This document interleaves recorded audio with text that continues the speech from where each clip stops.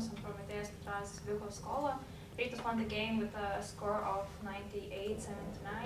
With us today we have from Promitheas vyko skolą, we have player Kendall Coleman and head coach. So we will begin with Coleman's comment about the game. So please, your thoughts about the game. Yeah, obviously it wasn't the outcome that we wanted, but we just gotta get back to the basics and learn from it and get ready for the next game. So. Thank you for your comment. Is there any questions? That's it. Thank you very much. Okay.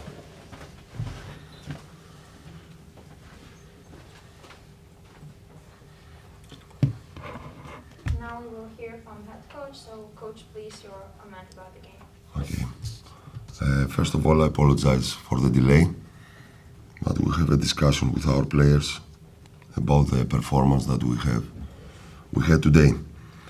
First of all, congrats to Lietuvos. They really deserve to win the game with a 19 points difference.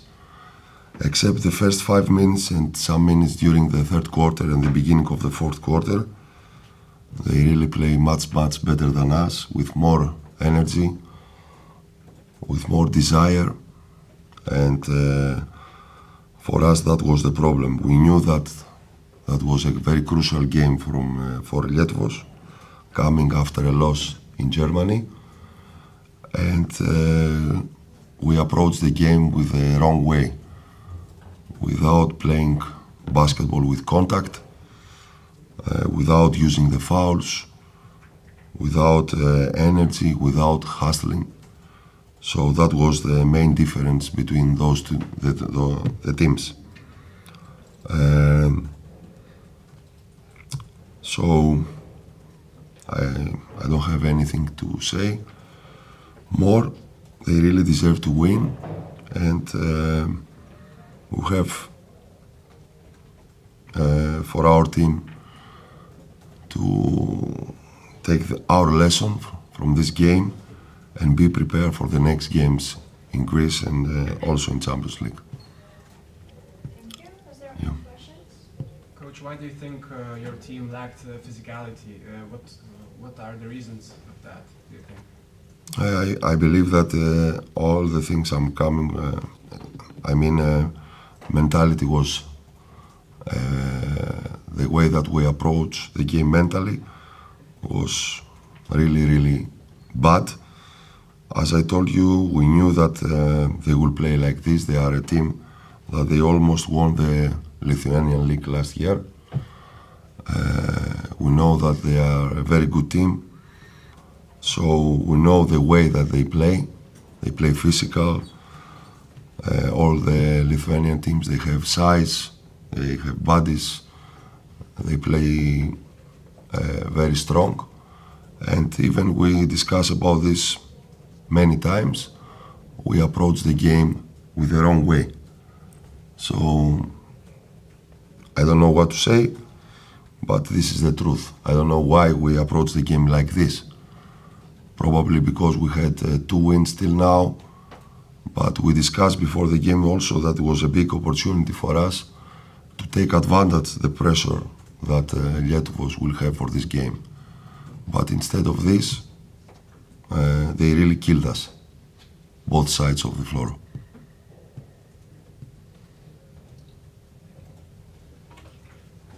Thank you.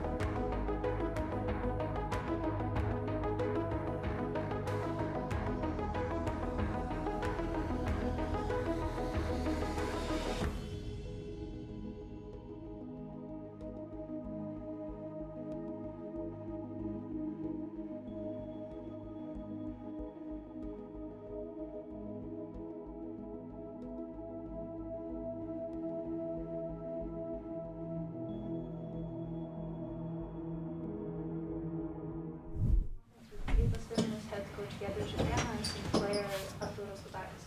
So first we start with Artūras comment about the game, so please share your thoughts. Okay, today one of the main reasons I think that we control the boards, especially offensive glass, we did okay, and also we controlling the McCollum, his creation.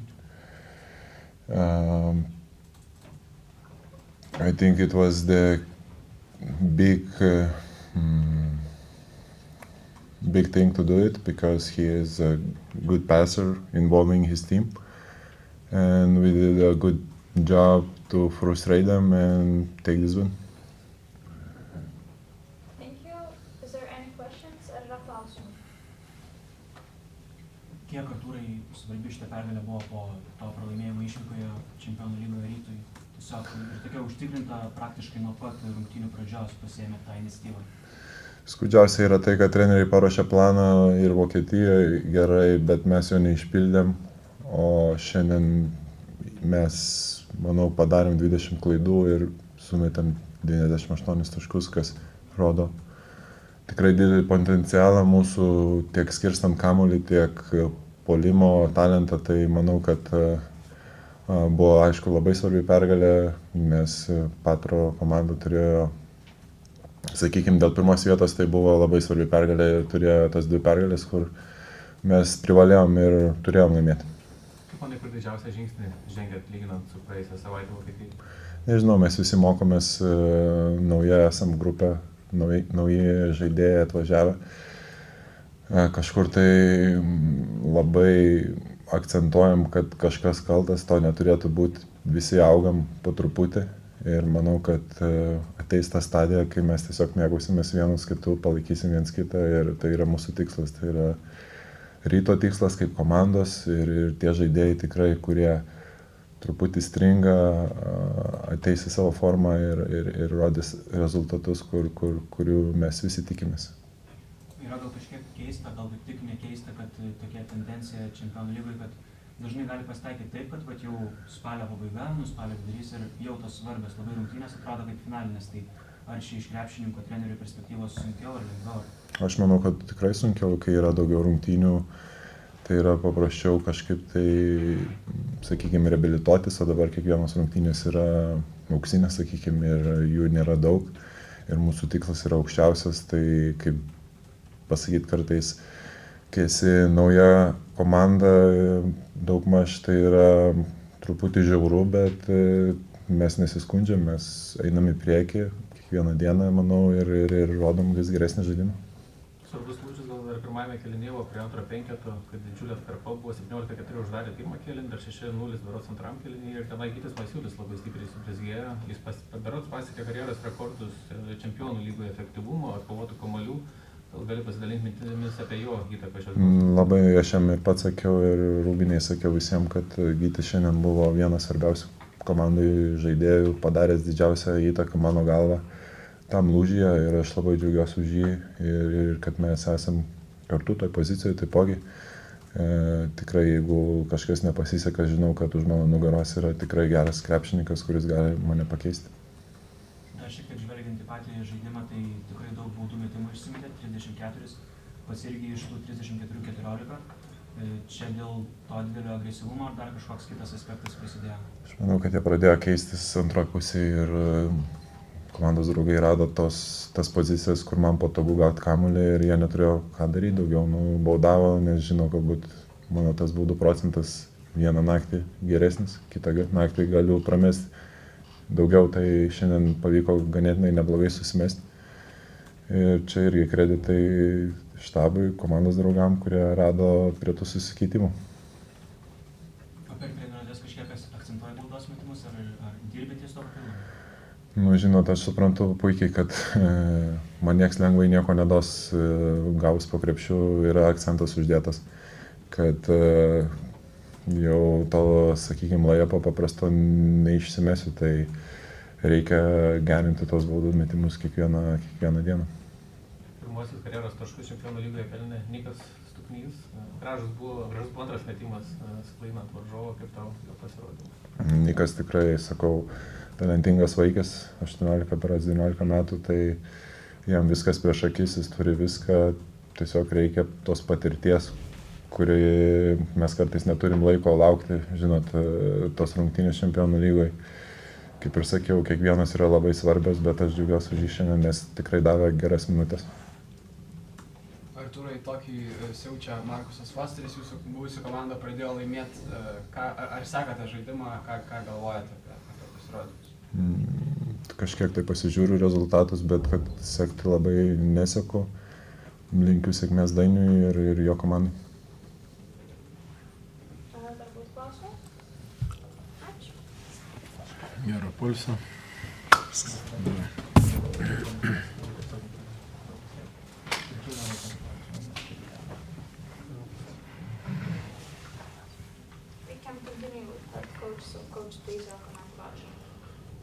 I would say it's a must category win for us, especially after a very bad game in Germany. And it's what I'm more proud is that it's team win. Also having in mind, as Arturas mentioned, 22 points out of turnovers. We really played good defense, but out of these 79 points, 22 were from turnovers, which no coach, they know how to guard this. So I think guys overall did good job, and we need to move on to the next game. Trenerių, prieš mačą sakėt, kad Patro komanda nemėgsta kontakto, kietos gynybos, apie tai kalbėjo dabar ir varžovų treneris. Ar sutiktumėt, kad čia buvo vienas pagrindinių raktų į pergalę? Jo, vienas pagrindinių būna vis tiek šiuolaikinės komandos yra taip pastatytos, kad pagrindiniai žaidėjai yra vis tiek tie gynėjai. Vienas kuriantis, Kendėlas, jį palikom su 4 asistais. Kitas aukščiausio lygio sniperis Grey. Jisai neįmetė nei vieną tritašką, bet prie pamfeikų labai pasigavom tų vidutinių, tai sumetė nemažai tų vidutinių, bet šiaip 8 iš 18 jo nėra labai blogas rezultatas mums kaip besiginančiai komandai. Tai žinom, kad jisai tikrai nemėgsta to kontakto ir bandėm jį duoti, kiek tas yra įmanoma. Tai tikrai didelį darbą padarė žaidėjai ir džiaugiuosi, kad sustabdėm varžovą. Treneri, po rungtynių Vokietijoje sakėte, kad nepavyko atrasti balansą rungtynių metu ir tas kamuolys nepasiekdavo aukštaūgių, dabar būtent aukštaūgiai atvedė pergalę Artūras Gudaitis, Gytis Masiulis. Kiek džiugu dėl jų ir kiek džiugu dėl to, kad kamuolys jau pasiekė aukštaūgius ir jie sublizgėjo? Visų pirma, buvo šiek tiek kitokia gynyba, čia dažniau keitėsi. Realiai jie rungtynės grįžo kažkiek trečio kėlinio metu, trečio gale, ketvirto gal šiek tiek pradžiai, kai mes prieš paprasčiausią išsikeitimą praradom kelis labai tokius kamuolius, kur tikrai mes turim įvesti kamuolį dideliam prieš mažą. Kelis kartus net nepamatėm didelio prieš mažą. Ir iš ten jie grįžo į rungtynės paprasčiausiai atviroje aikštelėje pelnydami pigius taškus.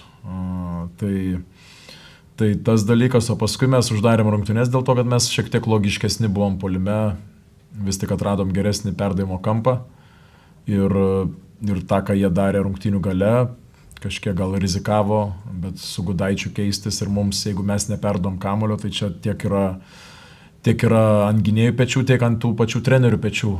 Yra visas šitas, jeigu mes tokio pranašumo neišnaudojam, tai kurį mes galim pranašumą tada toksai retorinis klausimas išnaudoti. Tai lemiamais momentais, ačiū Dievui, kad tą pranašumą išnaudojam ir tikrai kamuolys suvaikščiojo. Ir tas balansas, jeigu atsakant į klausimą, buvo. Šankėnės minėjo, kad pokeriai yra per daug šviesų skiriama šiuo metu, bet vis dėlto ar galim sakyti, kad kol kas geriausias jau buvo mačas atstovaujant Rytui ir galbūt galit pasidalinti mintim, kuris žengia tą žingsnį į priekį šiuose rungtynėse? Jisai stengiasi žaisti daugiau komandai, taip jisai atvažiavęs iš kitos kultūros, iš kito krepšinio, kuriem buvo leidžiama žymiai daugiau ir jis daro labai didelius žingsnius, kad prisitaikytų prie mūsų. Mes taip pat stengiamės kažkiek prisitaikyti prie jo, mes tikrai netimsim jo to talento ir jeigu jis toliau žais komandai, mes tikrai surasim jį ten, kur jisai gali žibėti labiau, ryškiau Prisiemam treneriai mes patys rungtynių pradžioj kelias rungtynės iš eilės, kur jisai prisirenka pražangų dėl neteisingai parengtų match-upų. Ta mes prisiemam ir mes jo minutės tada suribojam, dėl to su match-upais mes turim būti protingesni ir jo neįvesti tą problemą, kurią jis turėjo paskutinėse keliose rungtynėse, kas limituoja ir jo minutės. Pats Volkeris sakė, kad visą informaciją semia tarsi kempinė. Ar tai yra lengvai treniruojamas šiaip žaidėjas? Jeigu jis ta kempinė bus teisinga viso sezono metu, tai jam yra žiaurinė mokykla. Ir jisai gali tikrai išvykti po šito sezono tikrai kitos žaidėjas. Tikrai aukštesnio lygio, aš to pilnai tikiu ir jam padeda ne tik treneriai, jam padeda komandos draugai. Jam vis tiek, jisai nori aišku kažkur tikrai ir aukščiau eiti kažkada ateityje, bet jis turi suprasti, kad tos dar aukštesnio lygio komandos jos tikrai netikrins tų taškų skaičiaus. Jos tikrins galimybės žaidėjo aikštelėje, kaip jis skaito, kaip jisai elgiasi galų gale, kai neina jam tą dieną. Taip pat tos komandos klaus, koks charakteris jo yra ir klaus trenerių štabo. Kiekvieną vasarą tie skambučiai nepaslaptis vyksta, tai jis jeigu seks visą tą, kaip pasakyti, sistemą, ką mes čia kūrėm ir stengsis su ją būti, aš pilnai tikiu, kad mes jam galim padėti žengti žingsnį į aukštesnį lygį, ne tik talento prasme, bet ir žaidimo supratimo, žaidimo skaitimo prasme. Nes talento tai pasyra nors vežimų veška. Bet galim sakyti, toks išaukštas debutai yra 14 klaidų iš 3 ballhandlerių ir pagrindinių Ryto. Ir iš kur tos klaidos atėjo? Labai jos negražiai žiūrėjosi viduriai aikštelės, kur sakom, gal Kendėlas per daug taškų įmetė, bet iš tų 16 turbūt ar 2 ar 3 lejapai buvo iš tų, kad prie vidurio perėmė.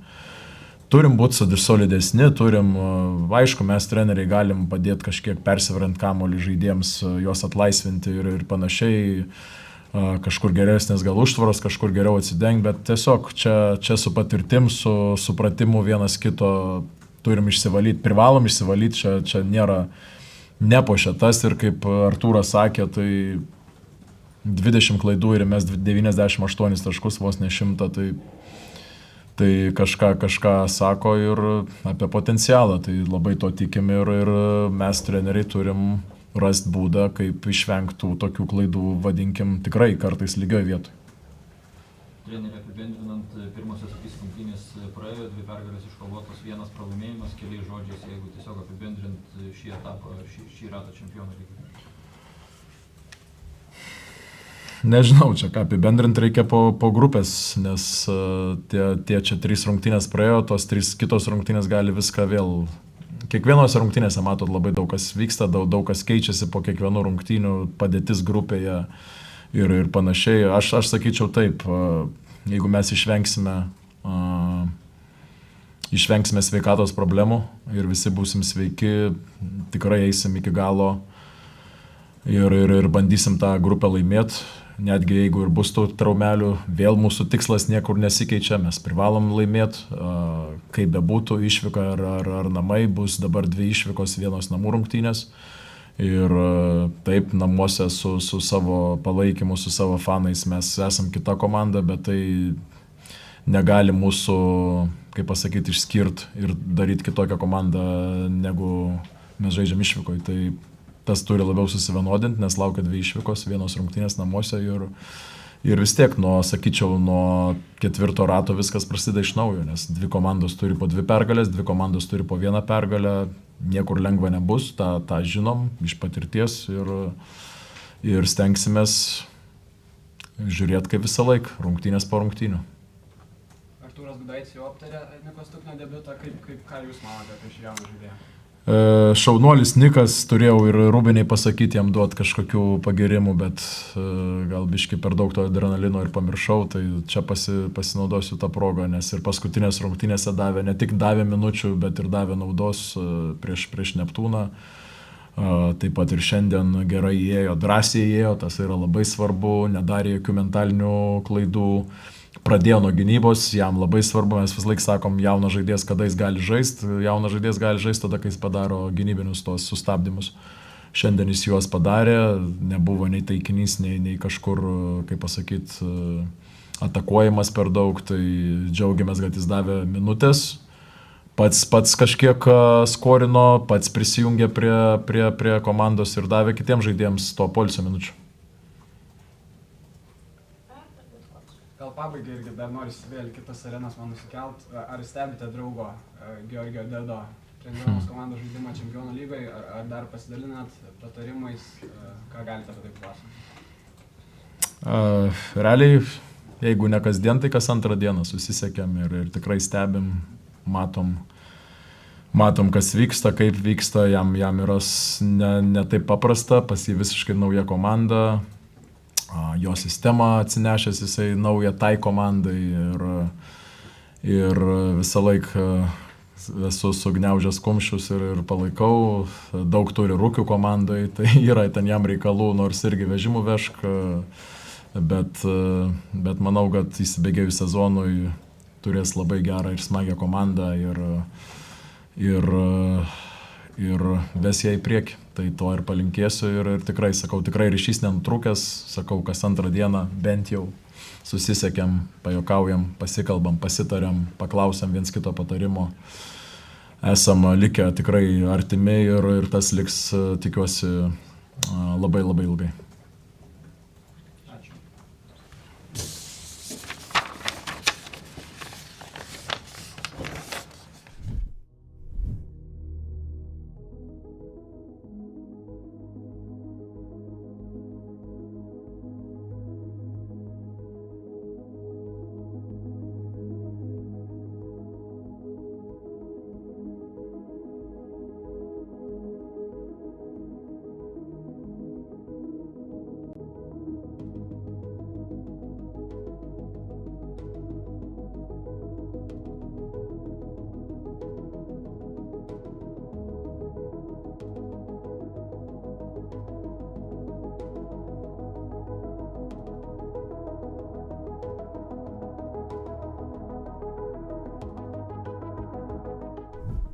Lažybos. 7bet. 7bet lažybos. 7bet. 7bet lažybos. 7bet. Dalyvavimas azartiniuose lošimuose gali sukelti priklausomybę.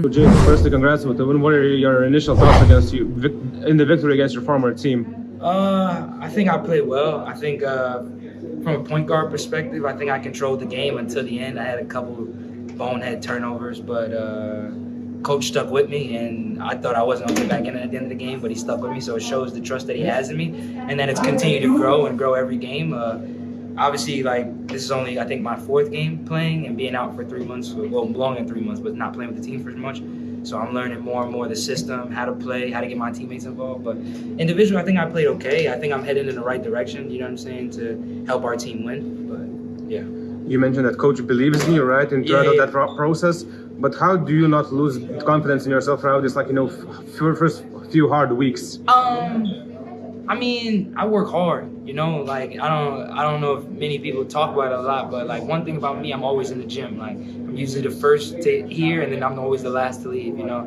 I care about the work, you know, and I don't really post much on Instagram, but recently I just posted something about, like, you can't get too high when things are good, but you can't get down when things are bad, you know. And for me recently, like, I haven't been making shots that I usually make, that everyone knows that I'm the type of player that makes, you know. But it'll come in time, you know. It's a new team, it's a new system. It's my first time being on a team with such, like, I would say, great history and really used to winning, you know. So they play a certain way of basketball, which I have to continue to learn and continue to develop.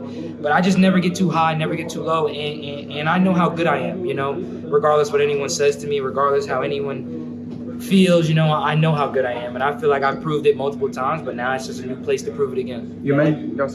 Like you said, you've been out for 3 months. How far are you from your peak performance? Well, it was longer than 3 months. I've been out for 6 months before I even touched the basketball. So I didn't even touch a basketball until I came here in late August, you know. So from April to August, I never even touched the basketball, you know. So But I mean, I don't know. I wouldn't say I'm 100% at all, but I'm working there. My trainers are working with me. My coaches are working with me. And I think that's the most important thing. I think my coaches are being really understanding that I'm not that jelly that everyone knows right now. But it's a long season, and we're winning games right now, even though we had those 2 bad losses. But I think we're back on the right track now. We're playing great basketball with the team, so I'll be all right sooner, eventually. You mentioned you didn't play basically for half a year of basketball, right? You injured a little bit your hand against that Cabelis. How is it feeling? I was out from my knee. Yeah, I know. You were out for against the Cabelis. I hurt my elbow or whatever. But yeah, I'm fine. I'm going to treatment. My team does a really good job of taking care of me when I feel any type of pain, so. Yeah, you made 6 assists. What did you personally change in your game? I mean, I've always been able to pass. Last year I averaged 5 assists in BCL, and then in the Greek league I averaged almost 6 assists, But I can pass the ball, for sure. But usually I pass off my scoring, you know what I'm saying? And a lot of people think I'm a threat every time I come from ball screen because I can shoot from so far. So a lot of the time 2 people double me, and my coaches have been doing a great job of watching film with me almost every day, just teaching me like where to get the ball to and who to get the ball to and when to get rid of it. Obviously at the end of the game, like I said, I had a couple bonehead turnovers. It was my fault. I was a little bit tired, but for the most part, I feel like I did a really good job controlling the game and just getting the ball to the people who are open. You basically mentioned for like 3 or 4 times about coaches, about Gibenas, and everyone else, but what are your initial thoughts about working with Giedrius Gibenas, who's basically not a legend, but a person who's working here for 5-6 years and then so on and so forth? Who? Giedrius, head coach. Oh, the head coach. Yeah. My bad. I just call him coach. Yeah. But I mean, I think it's great. Obviously, I still have to try to make him trust me more and more because I didn't play the whole preseason. You know what I'm saying? So it's hard for a coach to just be like, all right, I trust you. On top of it, me being out for so long, and then obviously I'm not making the shots I usually make or playing the way I usually play, so it's going to take time for both of us to trust each other, for me to trust him and know that he has my best interest at heart, and for me to trust him to know that at the end of the day, he had, the other way around to where all right, I know he's going to make sure I'm okay, and he's going to understand that I'm going to make sure that he wins the game, It's your second year in Europe, right? Yeah. But getting that information from coaches, I saw you before us coming here, you were arguing with Gustas, another assistant coach. Yeah. And how much of a sponge of gathering information are you? What do you think? I'm a big sponge. You can ask all my coaches. I love to learn. I watch a lot of film, and I just ask them questions a lot because at the end of the day, you could be a talented player, but they just know more than you. You know what I'm saying? And then on top of it, when you're on the floor, you don't always see things that they see. You understand what I'm saying? So I try to talk to my coaches all the time, especially like I said, I was out for the preseason. So I'm still learning how they play. I'm still learning how my coach. I'm still learning my teammates and everything, so. What's the thing that Gibenas asks you to do the most? And what does he ask me to do the most? Yeah.